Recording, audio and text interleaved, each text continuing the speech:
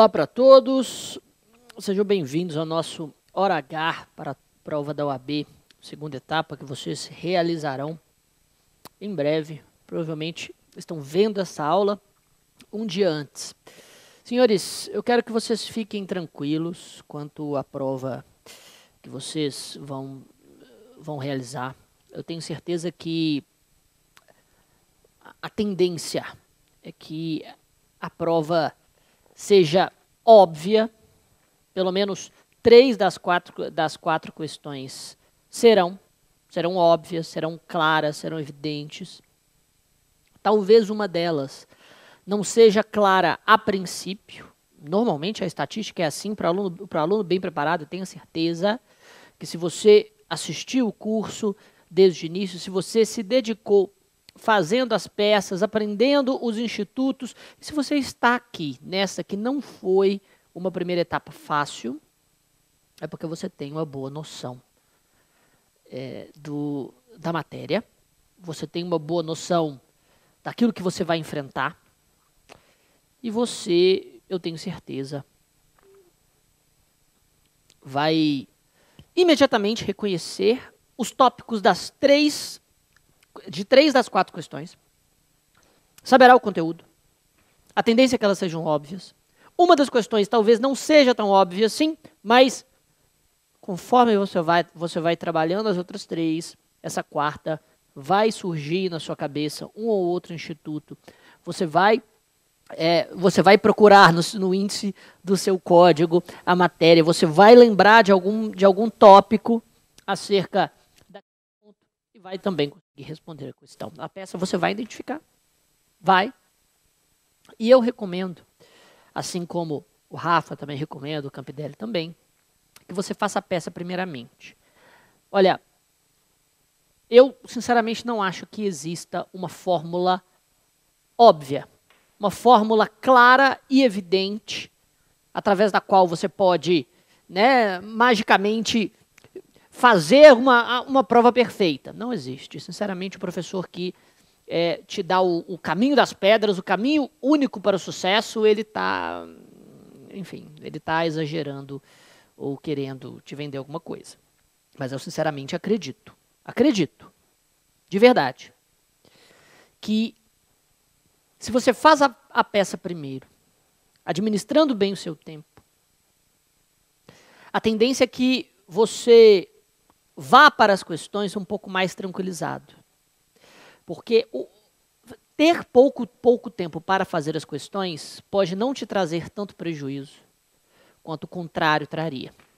Se você dedicar muito tempo para as questões e pouquíssimo tempo para a peça, mesmo que você tenha um controle razoável do tempo, perder a mão nisso é muito possível, é muito provável. Então, eu sinceramente acho que você não deveria fazer as questões primeiro. Faça a peça primeiro e depois se dedique às questões com tranquilidade, dividindo o seu tempo. Vão ser horas muito rápidas, então eu insisto para que vocês cuidem disso com muito cuidado. Pois bem, senhores, no nosso curso, nós não tivemos tanto tempo para nos dedicar à parte especial do direito penal, e é por isso que eu gostaria de fazer isso aqui.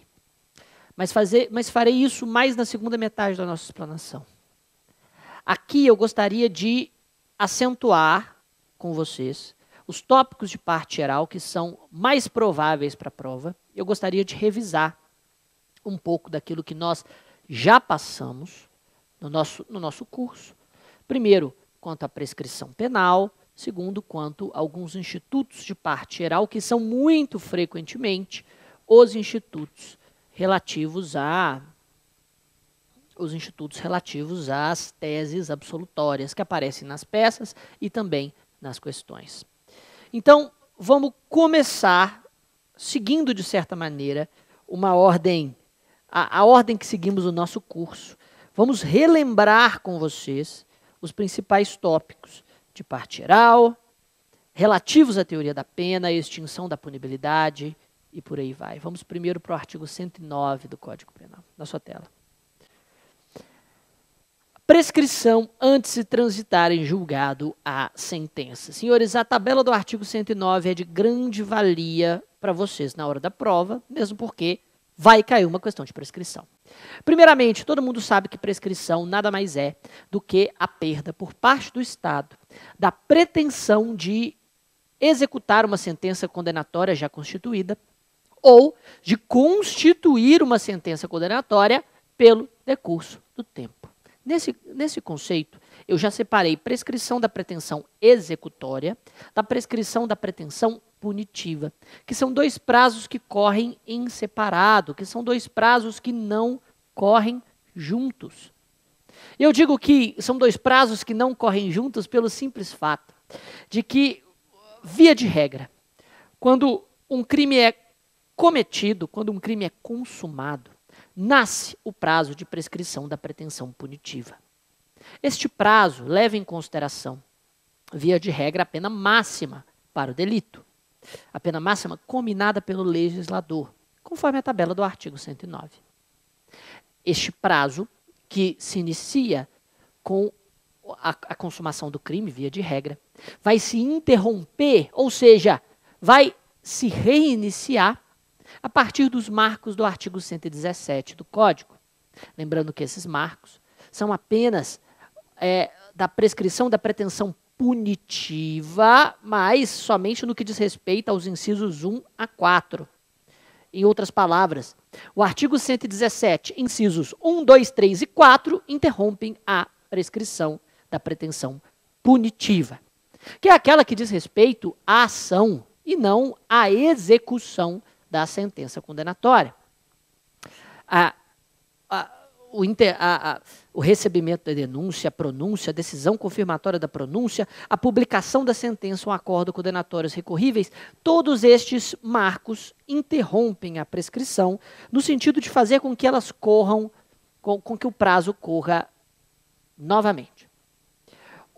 Os marcos do artigo 116 impedem a prescrição no sentido de suspender o prazo, ou seja, ele fica simplesmente paralisado e depois volta a fluir exatamente da onde estava.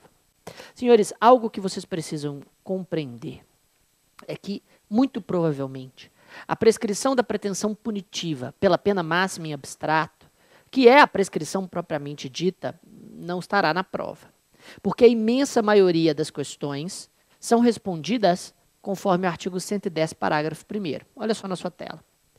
A prescrição depois da sentença condenatória com trânsito em julgado para a acusação, ou depois de improvido o seu recurso, regula-se pela pena aplicada, não podendo, em nenhuma hipótese, ter por termo inicial data anterior à denúncia ou queixa.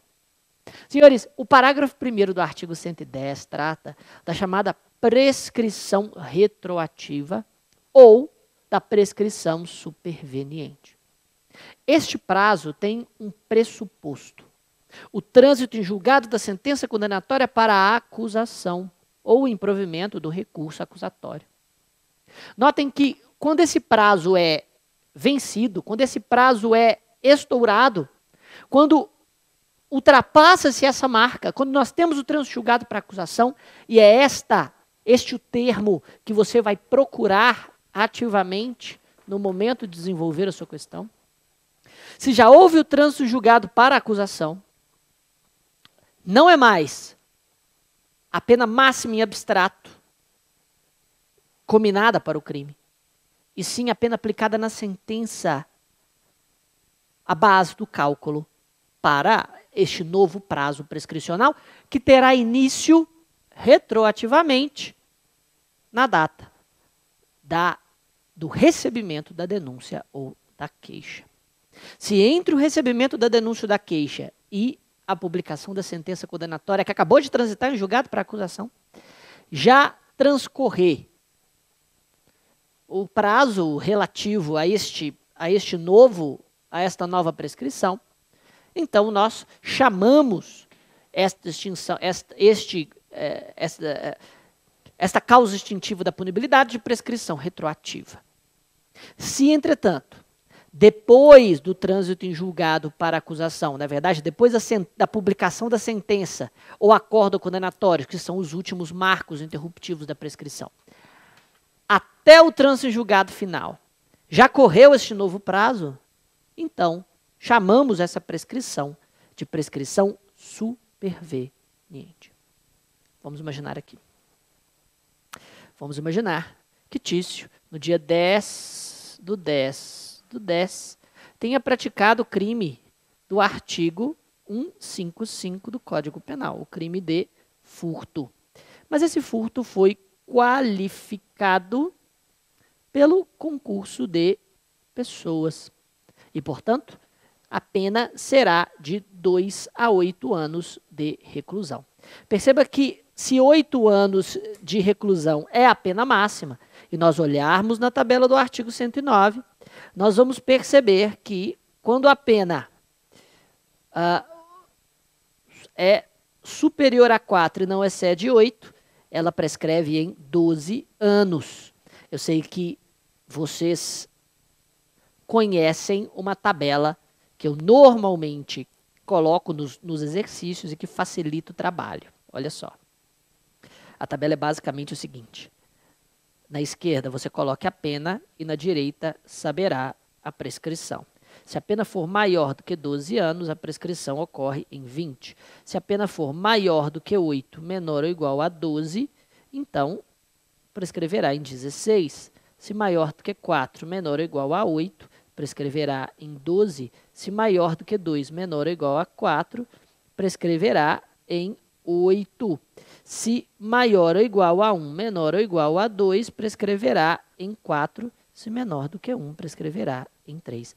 Nesse contexto, se você souber transcrever essa tabela, eu tenho certeza, ela te ajudará na prova. Então, pena de 8 anos, menor ou igual a 8, prescreve em 12. Pois bem, vamos imaginar.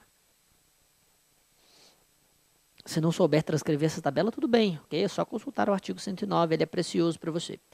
Vamos imaginar, então, que no dia 10/10/2013, nós tivemos o recebimento da inicial acusatória, o recebimento da denúncia. E no dia 10/10/2018,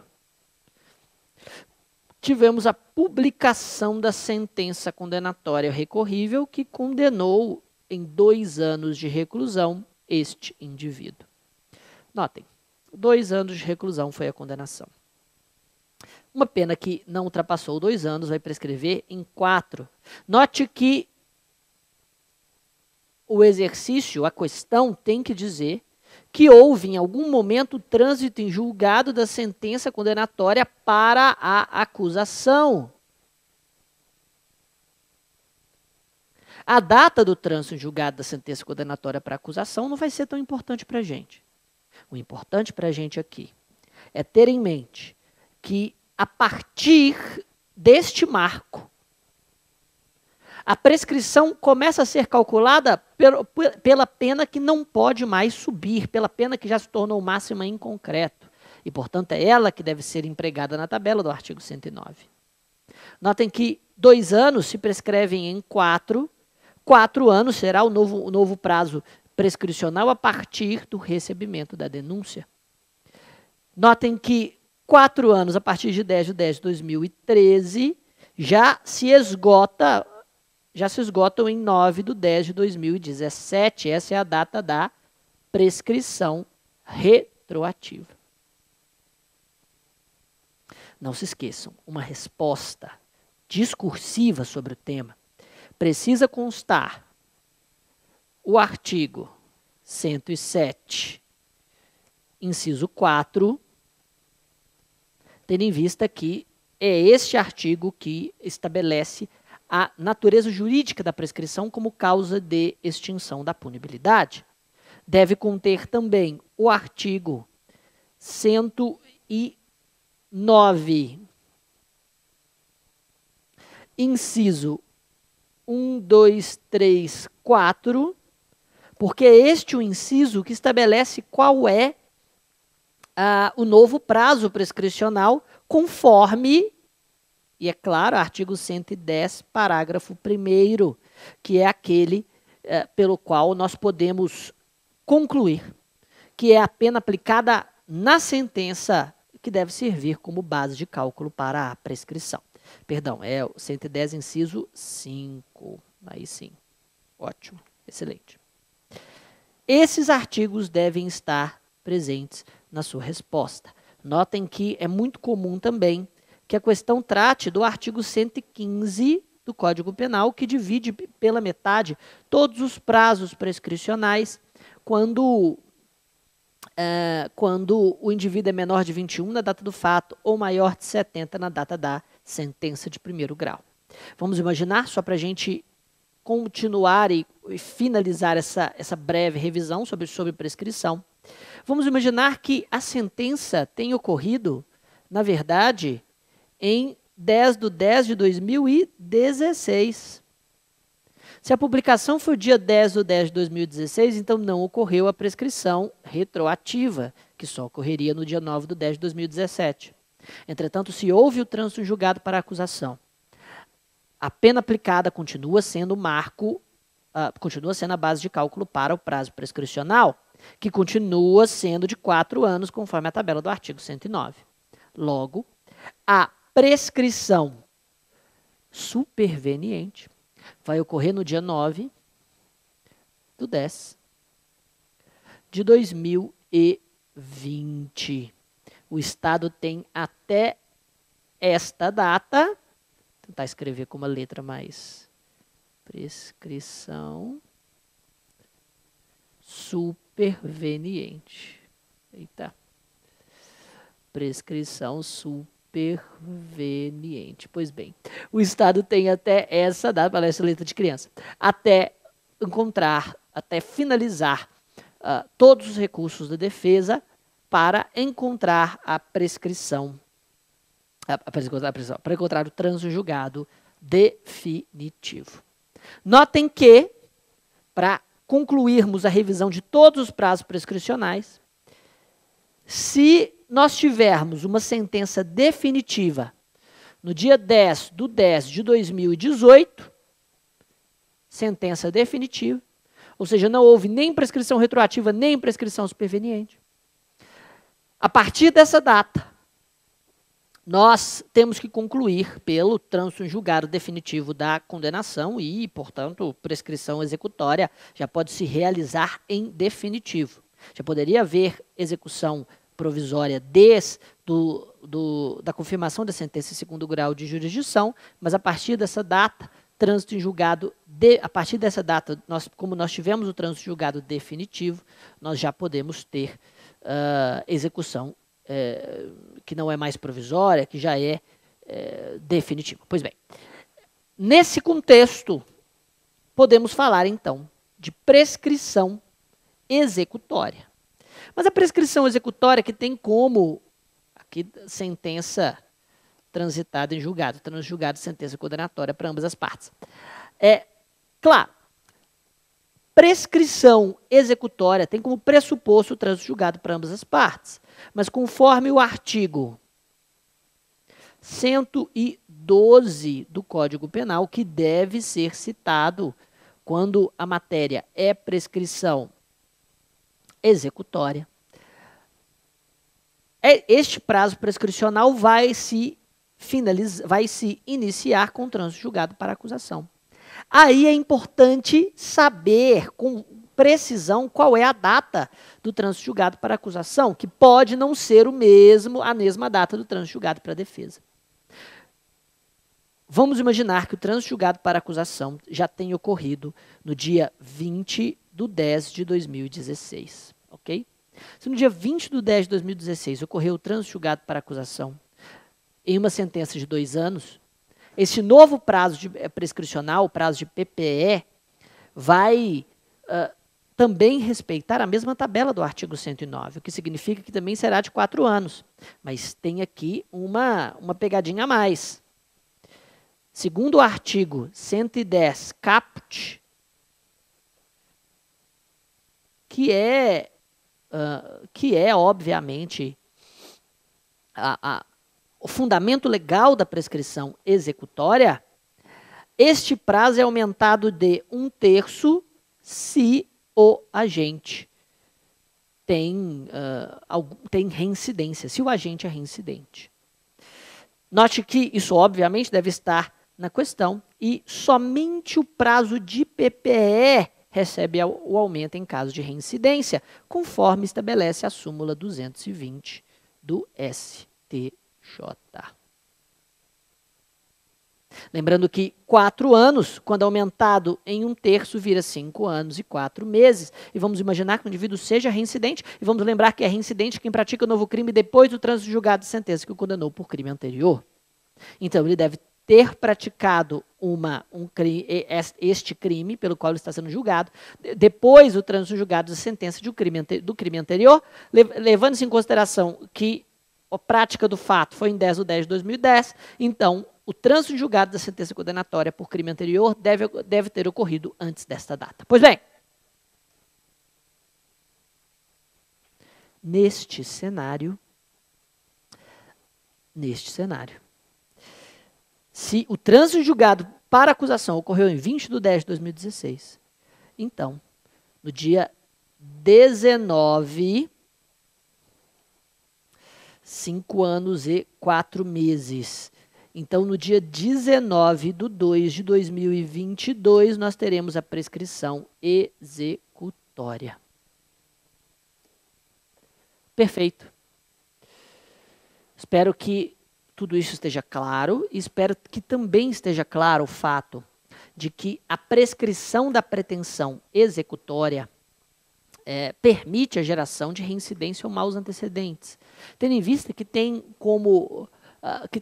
o cunhão de apenas extinguir a pena, a consequência direta daquela condenação. Entretanto, a prescrição da pretensão punitiva, seja ela retroativa ou superveniente, extingue tudo. Extingue a punibilidade como um todo, impedindo, portanto, a geração de qualquer efeito de eventual sentença penal, tendo em vista que essa sentença não teve seu trânsito julgado definitivo. Perfeito. Ótimo. Excelente.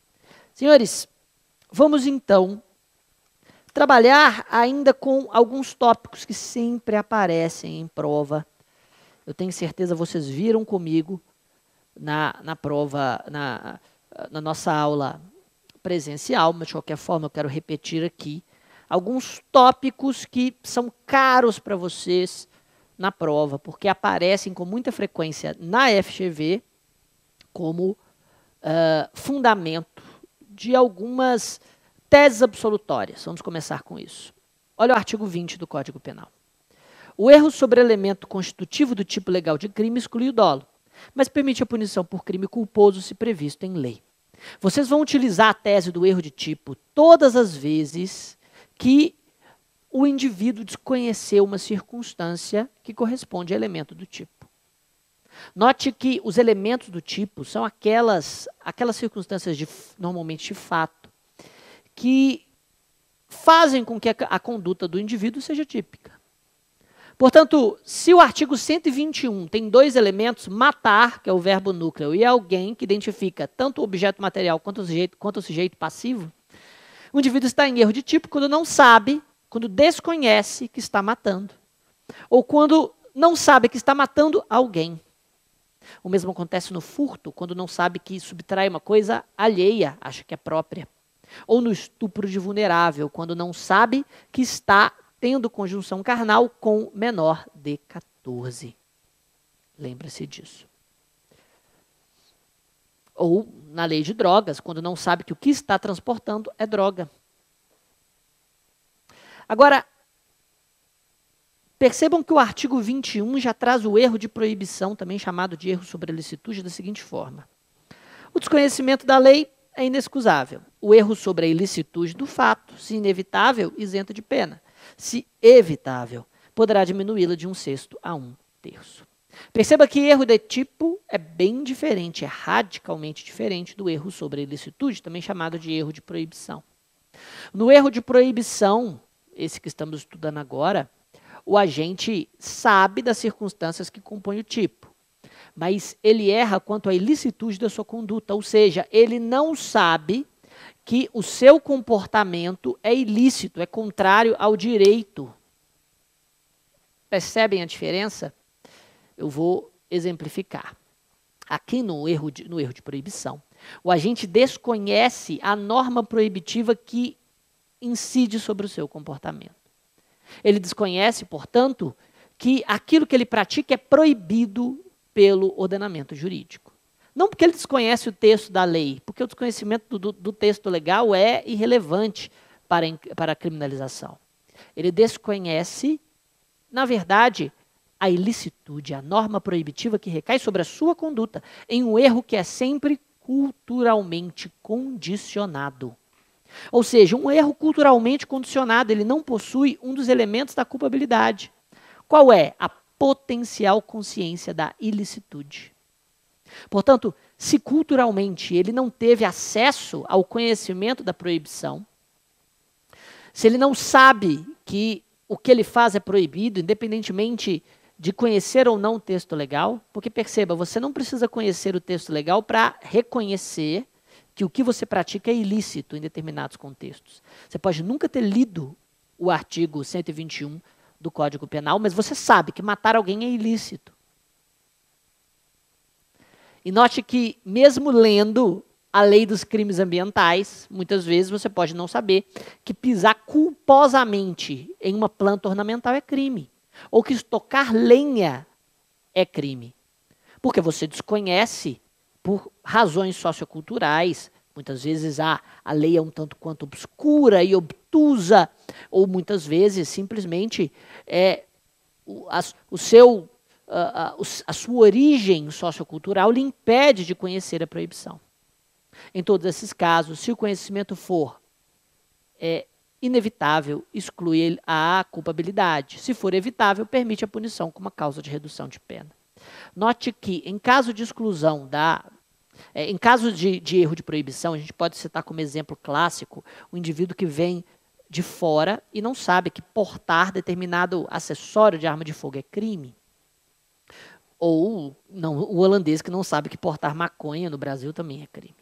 Agora, no artigo 20, parágrafo 1º, nós temos o que chamamos de discriminantes putativas. Olha só, na sua tela. É isento de pena quem, por erro plenamente justificado pelas circunstâncias, supõe situação de fato que, se existisse, tornaria a ação legítima. Não há isenção de pena quando o erro deriva de culpa e o fato é punível como crime culposo. Senhores, no artigo 20, parágrafo 1º, você vai depositar toda a sua fundamentação em caso de excludentes da ilicitude imaginárias. Discriminante significa excludente de ilicitude. Putativo, um termo grego que significa imaginário, pressuposto.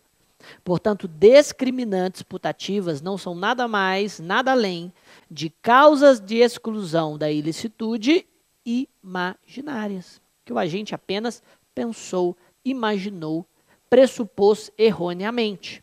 A legítima defesa putativa, o estado de necessidade putativo, o estrito cumprimento do dever legal putativo. O agente acredita que vai ser atacado, então se defende daquela injusta agressão, só que não era uma injusta agressão, ele apenas imaginou. Um indivíduo que acredita que há um perigo iminente e passa por cima de uma pessoa, ou então um agente policial que acredita que aquela pessoa que ele reconheceu em uma festa é um criminoso notório. Então lhe dá a voz de prisão porque acredita que existe um mandado emitido contra aquela pessoa. Só que é a pessoa errada. Ele está em estrito cumprimento de um dever legal putativo.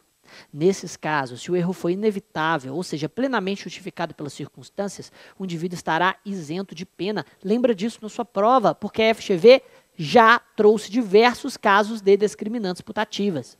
É muito, muito, muito importante que você não escreva que o indivíduo que está em uma legítima defesa putativa está em legítima defesa. Porque se você escrever isso e justificar no artigo 25 do Código Penal, que é o que fala sobre a legítima defesa, você leva 0.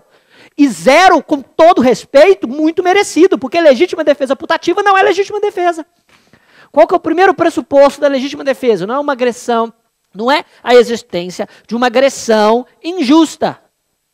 Se a agressão está só na cabeça do agente, ela não existe, então não há legítima defesa. Existe discriminante putativa, que é uma espécie de erro. Pode utilizar esse termo, embora a FGV já também reconheceu outro, o erro de tipo permissivo.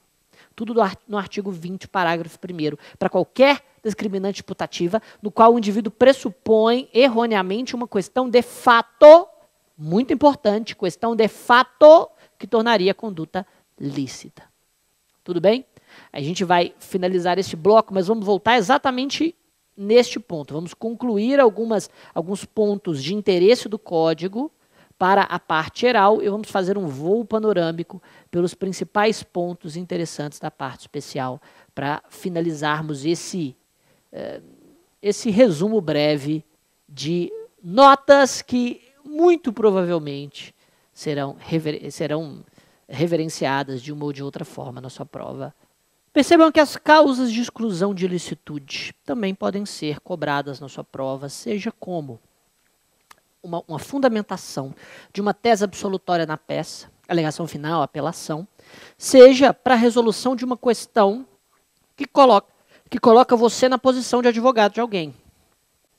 A legítima defesa e o estágio de necessidade já foram cobrados diversas vezes na prova. E olha, eu quero que você, sempre que responder uma questão, eu falei isso insistentemente durante o nosso curso presencial, quero que você tenha a noção de que o seu examinador, ele estará na correção caçando palavras para fazer um checklist do espelho de resposta.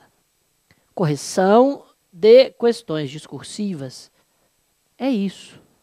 Sempre foi. E provavelmente vai continuar sendo. Então, já se antecipe no que provavelmente estará no espelho. E você precisa lembrar que o examinador quer ler qual será, obviamente, a conclusão, se a tese for de exclusão da ilicitude. Sabemos que a ilicitude ou antijuridicidade é o segundo substrato do conceito de crime. Afastada a ilicitude, não haverá qualquer ilícito penal, não haverá qualquer delito e, portanto, a absolvição será a conclusão. Portanto, a absolvição, o nome do instituto que fundamenta a absolvição, legítima defesa. O artigo relacionado que fundamenta aquele instituto, legítima defesa, artigo 25 do Código Penal. E é claro, sendo a legítima defesa uma causa de exclusão da ilicitude, você dará a natureza jurídica do instituto. Portanto, qual será o pedido, que é a conclusão que aquele instituto proporciona, qual é o nome do instituto, o artigo legal e sua natureza jurídica. Legítima defesa, conforme a absolvição pela legítima defesa, conforme artigo 25, e esse instituto é causa de exclusão da ilicitude ou da antijuridicidade. Lembrando que uma causa de exclusão da ilicitude não precisa ser cobrada apenas e tão somente em uma alegação final ou uma apelação. Provavelmente o será, mas vamos imaginar, se o crime foi praticado, se o fato típico foi praticado em legítima defesa, não pode haver prisão preventiva, se há prova da legítima defesa, conforme estabelece o artigo 312 e seguintes do próprio Código de Processo Penal. Se não me engano, quem diz isso nominalmente é o artigo 314 do Código de Processo.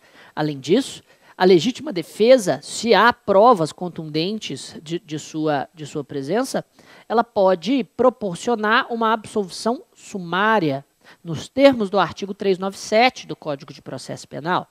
Portanto, o pedido ou a conclusão que esses institutos vai determinar depende, obviamente, do momento processual em que nos encontramos. Se já há uma sentença penal condenatória, e ela ainda não transitou em julgado, ela acabou de ser publicada, provavelmente a apelação da defesa pugnará pelo reconhecimento da causa de exclusão de ilicitude que não foi reconhecida pelo juiz de primeiro grau. Pois bem, vamos então para essas duas causas de exclusão da ilicitude que estão no Código e que podem ser cobradas na sua prova. Artigo 24 vai dizer: considera-se em estado de necessidade quem pratica o fato para salvar de perigo atual, que não provocou por sua vontade, nem podia de outro modo evitar, direito próprio ou alheio, cujo sacrifício, nas circunstâncias, não era razoável exigir-se. Senhores, no estado de necessidade, o indivíduo vai sacrificar um bem jurídico para salvar outro de igual ou maior valor de uma situação de perigo atual que não provocou por sua vontade, nem podia, de outro modo, evitar.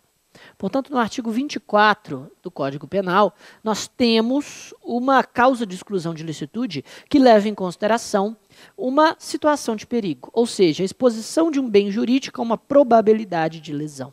E, nesse caso, há uma possível exclusão da ilicitude quando, primeiro, a situação de perigo é atual,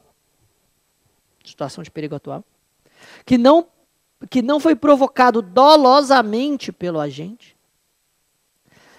quando apresenta-se a inevitabilidade do perigo por outros meios, e, é claro, quando o sacrifício é razoável, ou seja, o bem jurídico salvo deve ser igual ou maior, deve ter valor igual ou maior ao bem jurídico sacrificado.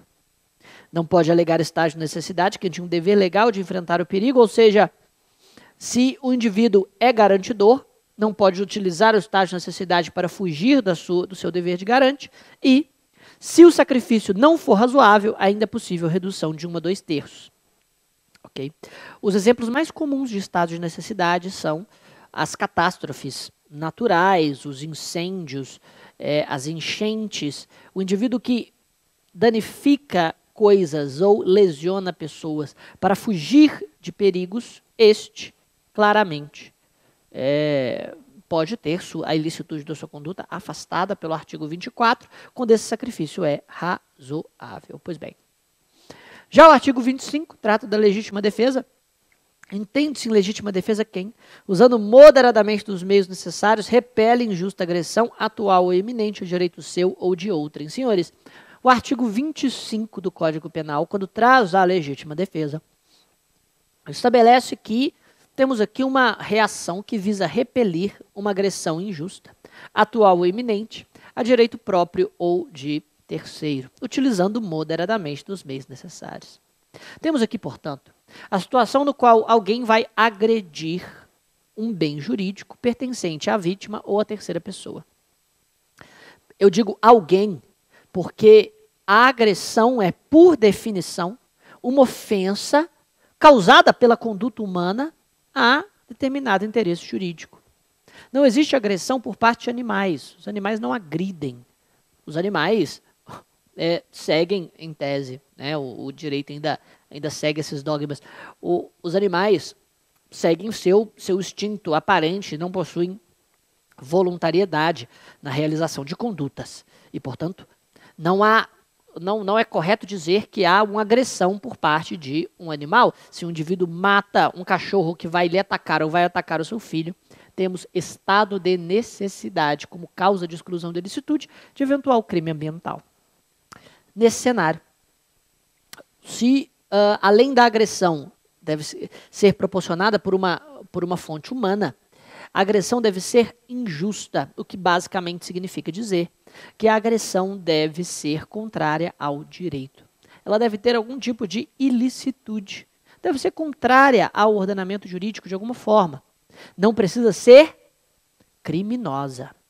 Lembre-se, as causas que excluem a ilicitude penal excluem qualquer tipo de ilicitude. E, portanto, não cabe legítima defesa contra quem age amparado por uma causa de exclusão da ilicitude penal. Ok? Porém, é perfeitamente possível imaginarmos uma conduta que não seja típica, ilícita e culpável, sob o ponto de vista criminal, mas ainda assim seja contrária ao direito, seja um ilícito civil, e caberá legítima defesa contra esse comportamento. Por exemplo, alguém que se beneficia do princípio da insignificância subtraindo uma maçã.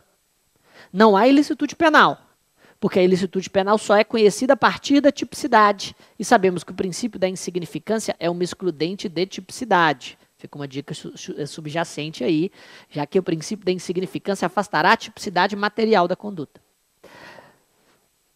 Apesar de não haver tipicidade e, por consequência, não haver ilicitude penal, ainda há uma ilicitude civil.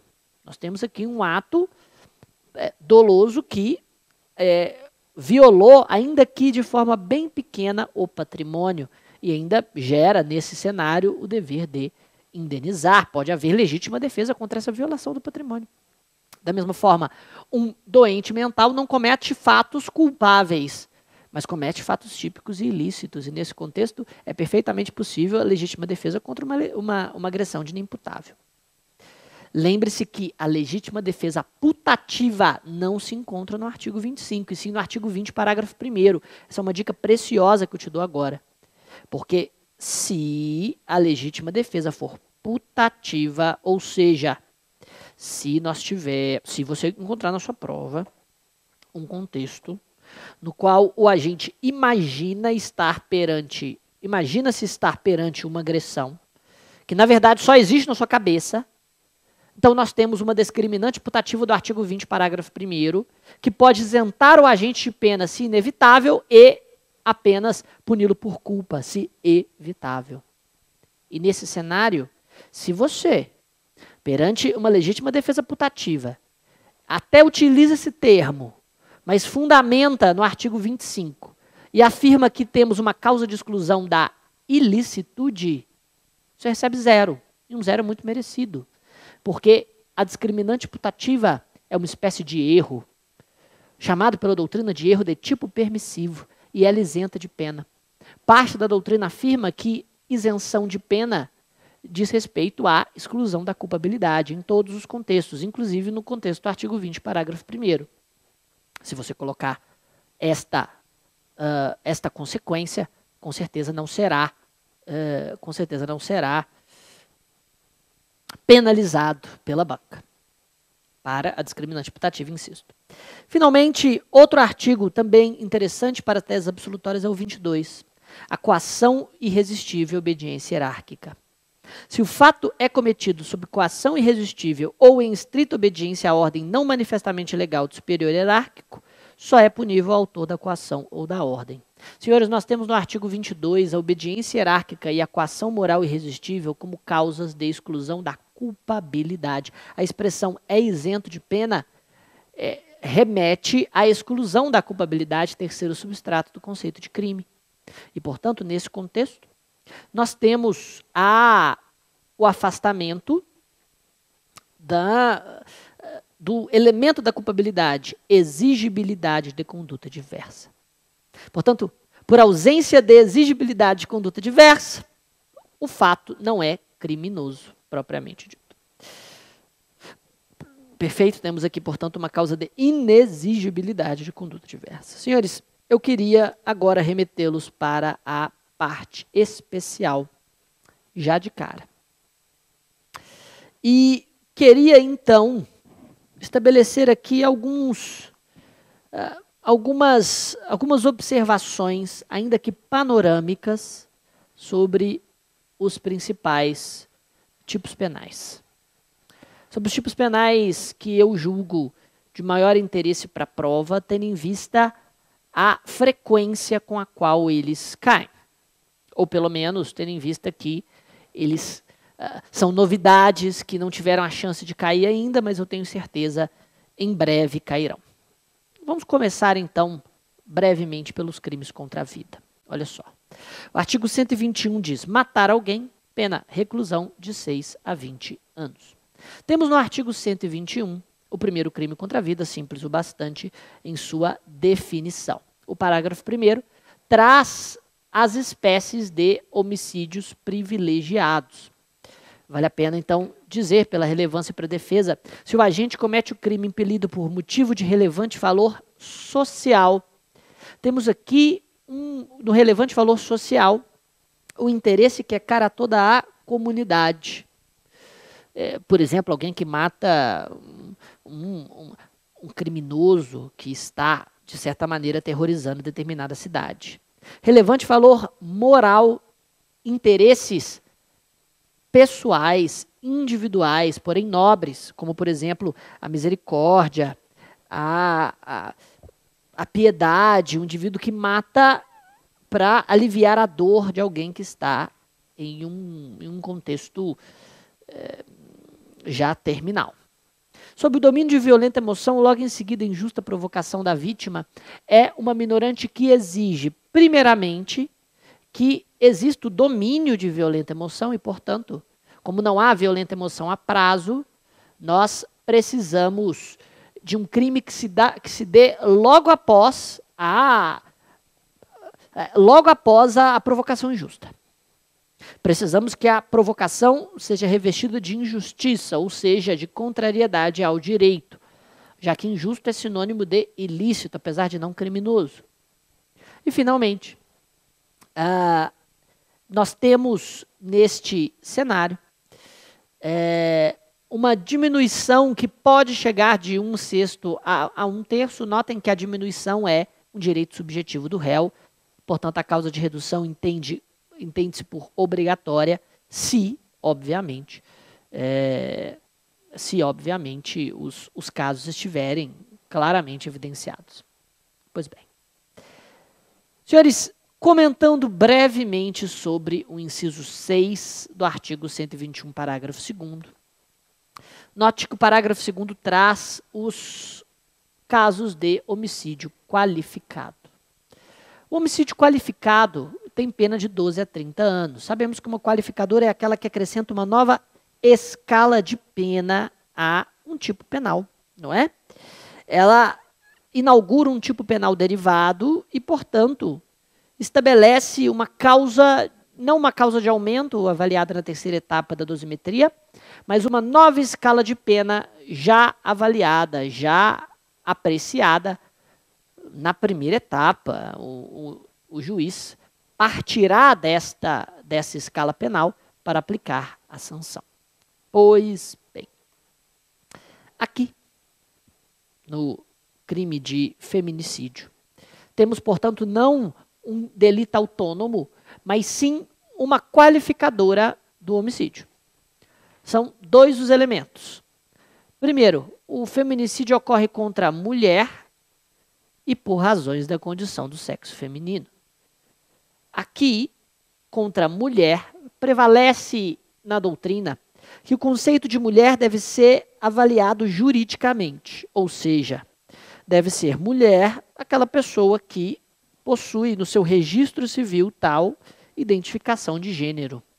Independentemente do registro civil ser o originalmente designado, tendo em vista o sexo biológico, ou se a pessoa já tiver mudado o seu registro, então ela será mulher para todos os efeitos penais.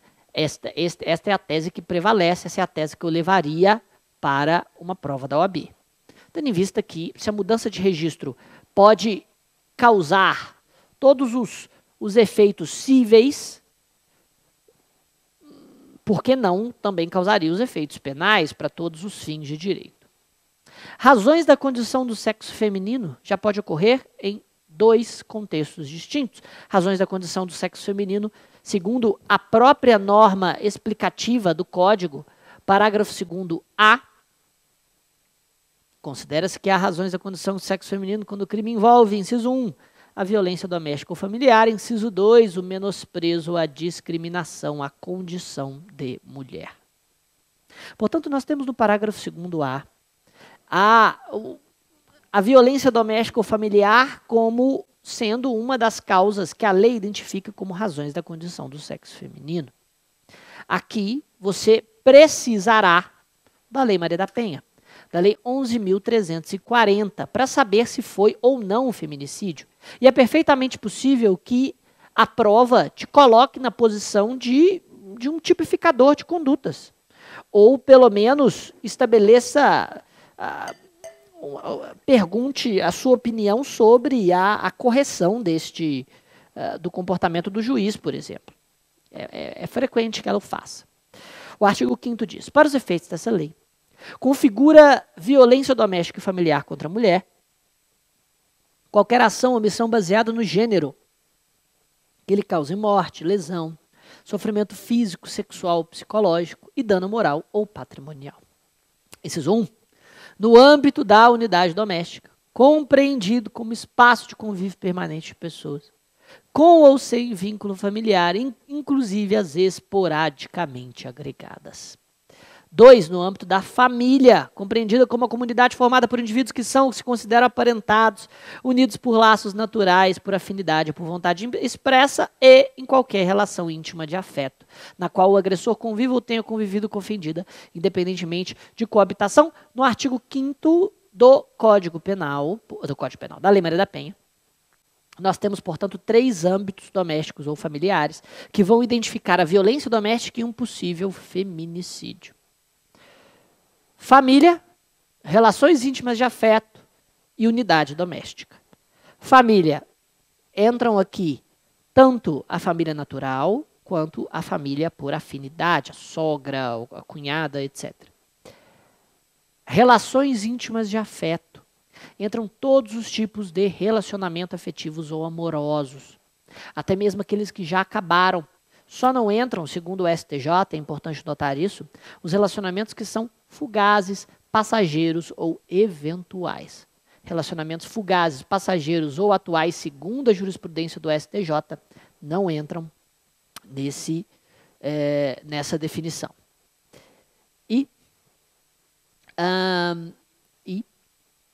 Além disso, a unidade doméstica, que é aquele espaço de convívio permanente de pessoas, o que compreende tanto uma república de estudantes quanto um apartamento em que pessoas dividam o espaço. Nesse cenário, havendo uma aplicação da Lei Maria da Penha, havendo uma violência doméstica, se essa violência resultar em homicídio, será feminicídio. Mas, de qualquer forma, eu quero revisar com vocês aqui, é importante saber que a consequência para a aplicação da Lei Maria da Penha é, primeiramente, a de impossibilidade de qualquer um dos institutos da Lei 9.099 de 95. Isso está no artigo 41 da Lei Maria da Penha.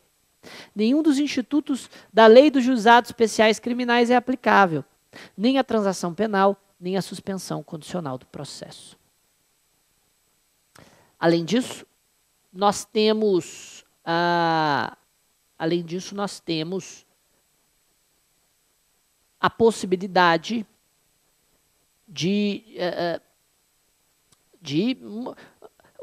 a concessão de uma medida protetiva de urgência por pedido da própria vítima e que estão no artigo 22 a 24 da lei.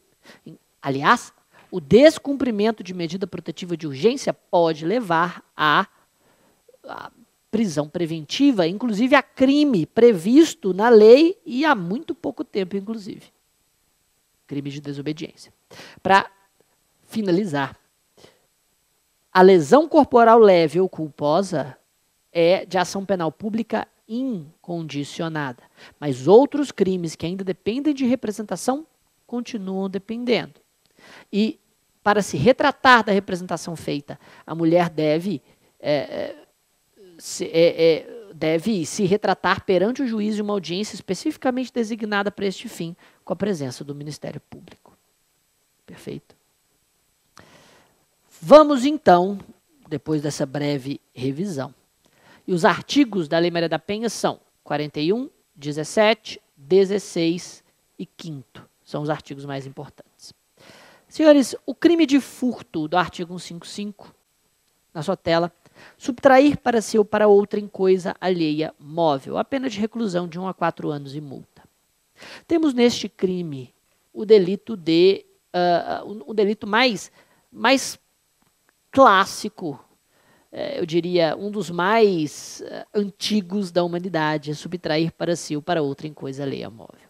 Subtrair significa retirar, surrupiar, extrair da posse.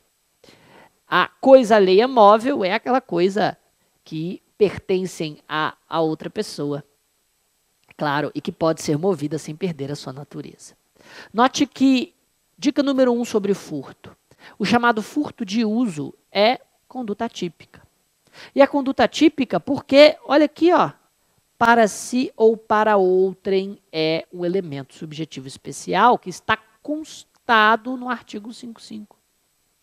É necessário, portanto, o chamado animus rem sibi habendi. Não precisa decorar esse nome para a prova amanhã, você precisa simplesmente saber que para que o furto esteja consumado, é necessário que o agente tenha a intenção de apoderamento definitivo. Seja para ficar com a coisa para si e não mais devolver, seja para dar aquele item a outra pessoa e, portanto, dispor da coisa como se dono fosse. Nesse cenário, portanto, se o indivíduo subtrai para devolver depois, e o furto de uso já foi cobrado várias vezes na FGV, não haverá crime por ausência do elemento subjetivo especial necessário para a tipicidade do artigo 155. A tese, o fundamento é de ausência de tipicidade. Tipicidade é o juízo de adequação entre a conduta e os elementos do tipo. Se o artigo 155 diz subtrair para si ou para outrem, é porque se a subtração não for nem para si, nem para outrem, então a conduta não está adequada ao artigo 155. É simples assim, não há tipicidade. Ok? Ótimo.